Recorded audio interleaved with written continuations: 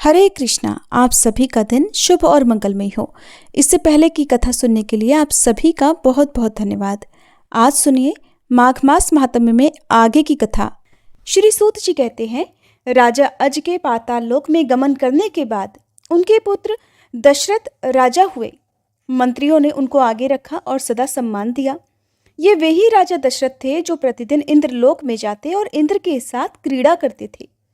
इन्होंने रोहिणी का भेदन करने वाले शनिश्चर ग्रह को परास्त किया था और इनके घर में साक्षात भगवान विष्णु ने प्रसन्न होकर रावण का विनाश करने के लिए अवतार लिया था।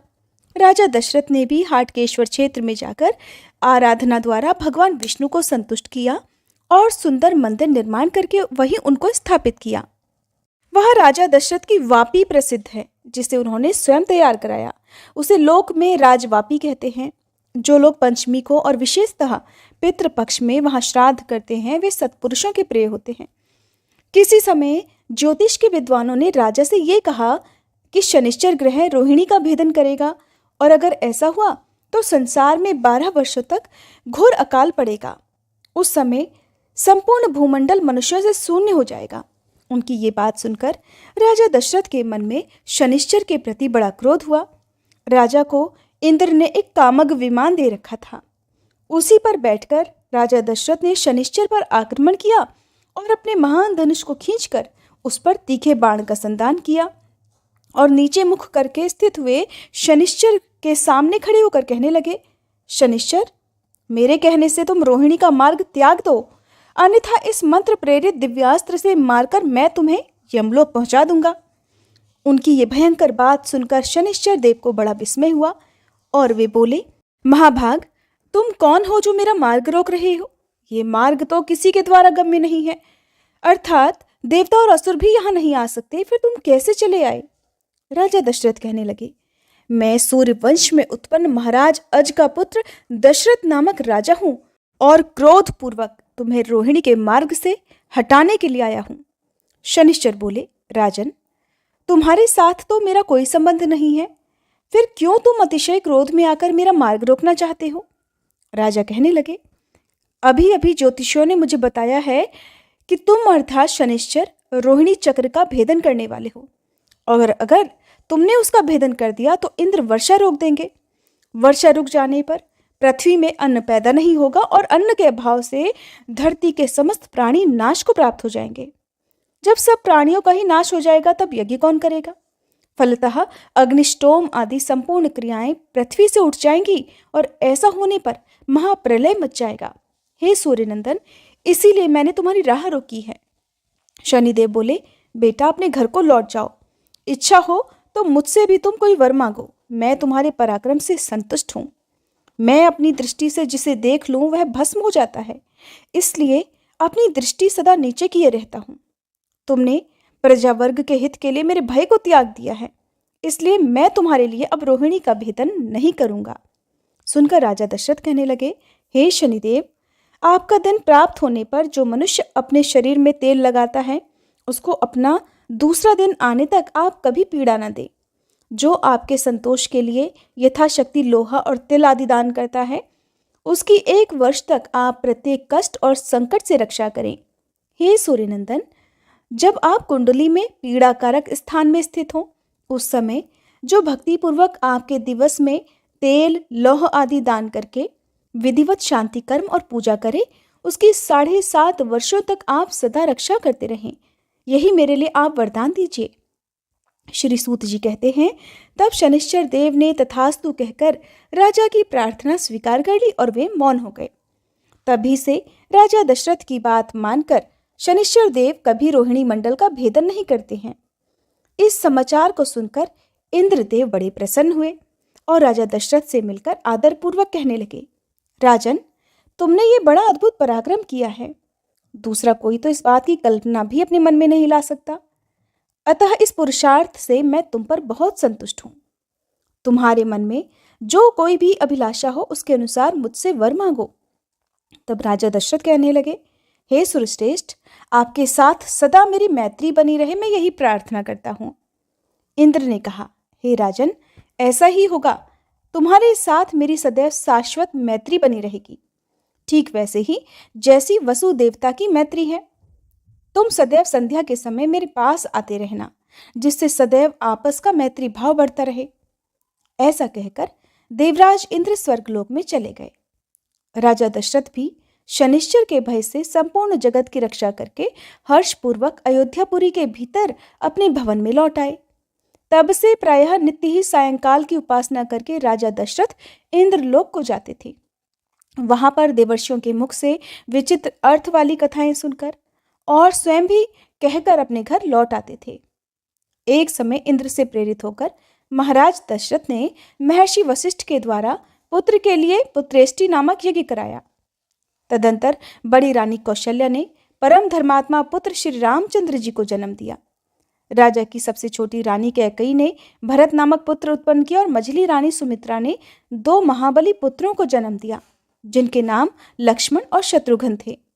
इनके सिवा सुमित्रा से एक सुंदरी कन्या भी उत्पन्न हुई, जिसे पुत्रहीन राजा लोमपाद को दत्तक पुत्री के रूप में दे दिया गया। यानी कि भगवान श्री राम आदि की बहन भी थी, जिसका वर्णन बहुत कम ही सुनने को मिलता है।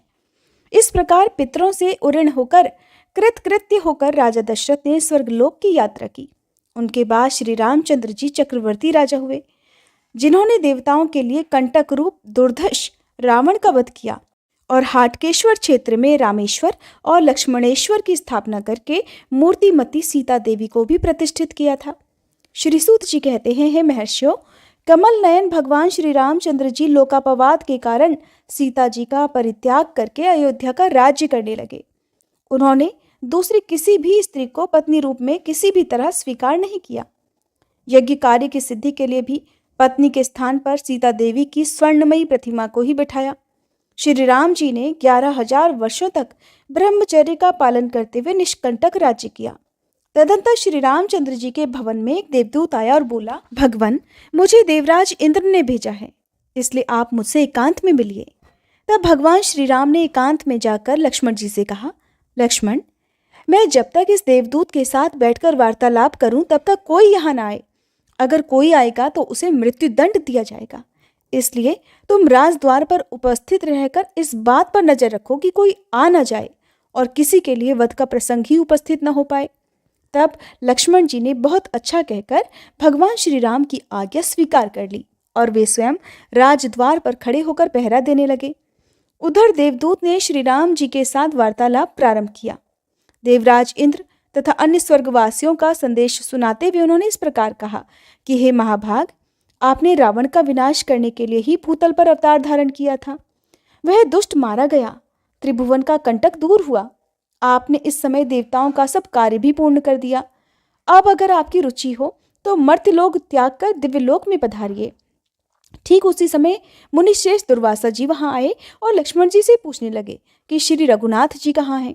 तब लक्ष्मण जी कहने लगे, हे विप्रवर, मुझ पर दया करके थोड़ी देर यहीं ठहर जाइए। महाराज किसी देव कार्य से एकांत में वार्तालाप में लगे हुए हैं। दुर्वासा जी तो अपने क्रोध के लिए जगत प्रसिद्ध हैं ही। यदि उनकी किसी बात में आनाकानी या देरी होती तो वो तुरंत ही श्राप देने में देरी भी नहीं लगाते थे। तब कहने लगे कि अगर अभी मुझे इसी समय राजा श्री रामचंद्र जी के दर्शन नहीं होंगे तो मैं समस्त रघुकुल को शाप देकर भस्म कर डालूंगा। ये बात सुनकर लक्ष्मण जी ने मन ही मन दुखी होकर कुछ विचार किया और स्वयं श्री रामचंद्र जी के समीप जाकर हाथ जोड़कर साष्टांग प्रणाम करके कहा, हे देव, मुनिश्रेष्ठ दुर्वासा जी दर्शन के लिए राजद्वार पर खड़े हैं, उनके लिए क्या आज्ञा है प्रभु। लक्ष्मण जी का वचन सुनकर श्री रामचंद्र जी ने देवदूत से कहा कि तुम देवराज के पास जाकर ये कह देना कि मैं 1 वर्ष के भीतर ही आपके समीप आ जाऊंगा। और दूत से ऐसा कहकर भगवान ने लक्ष्मण जी से कहा, वत्स, दुर्वासा मुनि को शीघ्र भीतर लेकर आओ। फिर मुनि के भीतर आते ही श्री राम जी ने मुनि को अर्घ देकर प्रणाम किया और हर्षयुक्त वाणी में कहने लगे, हे मुनिश्रेष्ठ, आपका स्वागत है। मैं धन्य और अनुग्रहित हूँ जो कि आप मेरे घर पधारे हैं। तब दुर्वासा जी कहने लगे, हे रघुनंदन, मैं उपवास पूर्वक चातुर्मास्य व्रत करके आज भोजन करने के लिए आपके घर आया हूँ, अतः मुझे शीघ्र भोजन दीजिए। तब श्री रामचंद्र जी ने मिष्ठान्न आदि से मुनि को यथेष्ट भोजन कराकर तृप्त किया। इस प्रकार भोजन करके आशीर्वाद देकर दुर्वासा मुनि तो चले गए। तब लक्ष्मण जी ने भगवान श्री राम से कहा कि प्रभु, अब मुझे मृत्युदंड मिलना चाहिए। ये सुनकर श्री रामचंद्र जी अपनी प्रतिज्ञा को याद करके दुखी हो गए। तब लक्ष्मण जी कहने लगे, प्रभु, अपने वचन को बिना किसी हिचक के सत्य करके दिखलाना यही राजाओं का परम धर्म है। लक्ष्मण जी की बात सुनकर श्री राम के नेत्रों में आंसू भर आए। उन्होंने धर्मशास्त्र के जानने वाले मंत्रियों से बहुत देर तक सलाह ली और अंत में लक्ष्मण जी से कहने लगे, हे सुमित्रा नंदन, आज मैंने तुम्हें त्याग दिया। अब तुम शीघ्र दूसरे देश को चले जाओ। साधु पुरुषों का त्याग अथवा वध दोनों बराबर हैं। इसके बाद लक्ष्मण जी अपने घर में माता, पत्नी, पुत्र और सुहृद किसी के साथ कोई भी सहमति ना करके सरयू के तट पर चले गए। वहां सरयू जल में स्नान करके तट पर एकांत स्थान में बैठ गए और पद्मासन लगाकर उन्होंने अपनी आत्मा को परमात्मा में लीन करके ब्रह्मरंध्र से अपने तेजोमय प्राण का परित्याग कर दिया। श्री रामचंद्र जी ने जब ये समाचार सुना तब वे अत्यंत दुखी होकर विलाप करने लगे। वे मंत्रियों और सुहृदजनों को साथ लेकर स्वयं इस स्थान पर गए और करुण स्वर में हा वत्स कहकर फूट फूट कर रोने लगे। उस समय लक्ष्मण जी का कलेवर अदृश्य हो गया और फूलों की वर्षा के साथ ही एक आकाशवाणी हुई, महाभाग राम, आप शोक ना करें। ब्रह्म ज्ञान से संयुक्त लक्ष्मण जी सर्व संन्यास करके परम धाम को पधार गए हैं। आकाशवाणी की ये बात सुनकर मंत्रियों ने कहा, महाराज, ये लक्ष्मण जी परम सिद्धि को प्राप्त हुए हैं, अतः अब आप अपने घर को लौटिए। राजकार्य की चिंता कीजिए और श्रेष्ठ ब्राह्मणों से पूछकर अपने स्नेह के अनुरूप उनका पारलौकिक कृत्य अर्थात श्राद्ध पिंडदान आदि कीजिए। तब भगवान श्री राम कहने लगे, मैं लक्ष्मण के बिना अब घर को नहीं लौटूंगा। अगर आप लोगों की रुचि हो तो मेरे प्रिय पुत्र कुश को राज सिंहासन पर बिठाइए। ऐसा कहकर श्री रघुनाथ जी ने परम धाम को पधारने का विचार कर लिया। उस समय उन्हें अपने मित्र विभीषण का स्मरण हुआ और वे सोचने लगे कि मैंने विभीषण को जब तक सूर्य और चंद्रमा की सत्ता रहेगी तब तक के लिए लंका का अक्षय राज्य दिया है, परंतु इस पृथ्वी पर पुनः वरदान से पुष्ट हुए अतिशय क्रूर राक्षसों का संयोग हो सकता है। इसलिए मैं विभीषण के पास जाकर उसे शिक्षा दूंगा जिससे वे देवताओं से द्वेष ना करें। इसी प्रकार महाभाग सुग्रीव नामक वानर भी मेरे परम मित्र हैं। जामवान, बालीपुत्र अंगद, पवनसुत हनुमान, कुमुद तथा तार आदि अन्य वानर भी मेरे परम सुहृद हैं। इन सब लोगों से बातचीत करके विदा लेकर मैं परम धाम को जाऊंगा। मन में ऐसा निश्चय करके भगवान श्री राम ने फिर पुष्पक विमान को बुलाया और उस पर विराजमान होकर किष्किंधापुरी को प्रस्थान किया। किष्किंधा निवासी वानर पुष्पक विमान का प्रकाश देखकर श्री रामचंद्र जी का आगमन जान शीघ्र ही उनके सामने गए और दूर से ही धरती पर घुटने टेककर प्रणाम करके इधर उधर बार बार जय जयकार करने लगे। फिर श्री रामचंद्र जी को साथ लेकर सबने सुंदर ध्वज पताकाओं से सुशोभित महापुरी किष्किंधा में प्रवेश किया। इसके बाद विमान से उतरकर श्री रामचंद्र जी शीघ्र ही सुग्रीव के भवन में गए। वहां वानरों ने अर्घ आदि से श्री रघुनाथ जी का पूजन किया और उनसे पूछा, हे रघुनंदन, घर पर सब कुशल तो है ना? सदा आपके साथ रहने वाले छोटे भैया लक्ष्मण जी कहाँ पर हैं? प्राणों के समान प्रिया सीता देवी जी कहाँ हैं? वानरों का ये वचन सुनकर श्री रामचंद्र जी ने जिस प्रकार सीता जी और लक्ष्मण जी का परित्याग हुआ था वे सब समाचार कह सुनाया। ये सुनकर सुग्रीव आदि वानर अत्यंत दुख से आतुर होकर फूट फूट कर रोने लगे और श्री रामचंद्र जी से इस प्रकार बोले, राजन, हम लोगों से आपका जो भी कार्य यहाँ सिद्ध होने वाला हो उसके लिए आज्ञा दीजिए।